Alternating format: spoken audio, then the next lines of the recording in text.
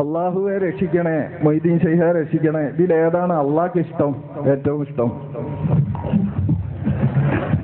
രണ്ടും അള്ളാഹ്ക്ക് ഭയങ്കര പൊരുത്തം, രണ്ടും. അതുകൊണ്ടാണല്ലോ എന്താ കുട്ടി അതുകൊണ്ടാണല്ലോ അള്ളാഹു തആല ഇന്നമാ വലിയക്കുമുല്ലാഹു വറസൂലുഹു വല്ലദീന ആമനു എന്ന് പറഞ്ഞത്. എന്നോട് ചോദിക്കണോ എനിക്ക് ഇഷ്ടമാണ്, റസൂലിനോട് ചോദിക്കണോ എനിക്ക് ഇഷ്ടമാണ്, ഔലിയാക്കളോട് ചോദിക്കണോ എനിക്ക് ഇഷ്ടമാണ് എന്നുള്ള പറയാൻ കാരണം അതാണല്ലോ. അപ്പോ ഇങ്ങനെയൊക്കെ ചോദിക്കൽ ഇഷ്ടമായതുകൊണ്ടാണ് അള്ളത് മൂന്നും പറഞ്ഞത്. അതേ സമയത്ത് മുജാഹിദിനെ ഈ പറയണ ഈ അള്ളാഹിനോട് മാത്രം ചോദിക്കുക എന്നുള്ള പരിപാടിയല്ല, അത് അള്ളാഹ്ക്ക് ഏതായാലും ഇഷ്ടം. കാരണം അങ്ങനെയാണെങ്കിൽ പിന്നെ റസൂലുഹു വല്ലദീന ആമനു എന്ന് പറഞ്ഞ ആയത്ത് എന്താ ചെയ്യാ? അപ്പൊ ആ ആയത്തിന് അപ്പൊ ഖുർആൻ മുഴുവൻ സ്വീകരിക്കണോ?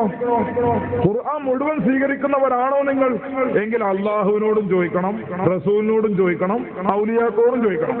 നേരത്തെ പറഞ്ഞ വിശദീകരണം ഇതിനോട് ചേർത്തി വായിക്കണം. അള്ളാഹിനോട് ചോദിക്കുന്നത് ഒരു രൂപത്തിലാണ്, അമ്പിയാക്കൾ ഔലിയാക്കളോട് ചോദിക്കുന്നത് വേറെ രൂപത്തിലാണ്. ചോദ്യകർത്താക്കൾ മൈക്ക് അവിടെ ഓഫ് ചെയ്യണം, അതുകൊണ്ടാണ് അത് വിസിലടിക്കണം. അപ്പോ അള്ളാഹുവിനോട് ചോദിക്കുന്ന ഒരർത്ഥത്തിലാണ്, അതുപോലെ റസൂലിനോടും ഔലിയാക്കളോടും ചോദിക്കുന്ന വേറെ അർത്ഥത്തിലാണ്. ആ വിശദീകരണം മറക്കാൻ പാടില്ല.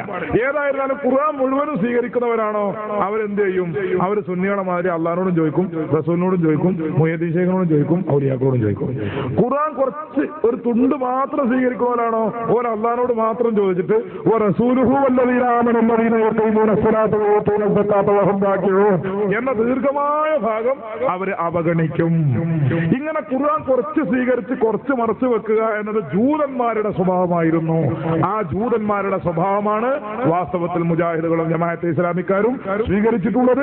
ജൂതന്മാരുടെയും അതുപോലെ തന്നെ ക്രിസ്ത്യാനികളുടെയും സ്വഭാവം സ്വീകരിക്കാൻ സുന്നികൾ തയ്യാറല്ലാത്തത് കൊണ്ട് അവർ മുഹ്യിദ്ദീൻ ഷെയ്ഖിനോടും ചോദിക്കുന്നു, അതുപോലെ തന്നെ അള്ളാഹുവിനോടും ചോദിക്കുന്നു. അള്ളാഹുവിനോട് ചോദിക്കുന്നത് ഒരർത്ഥത്തിലാണ്, മുഹ്യിദ്ദീൻ ഷെയ്ഖിനോട് ചോദിക്കുന്നത് വേറെ അർത്ഥത്തിലാണ്.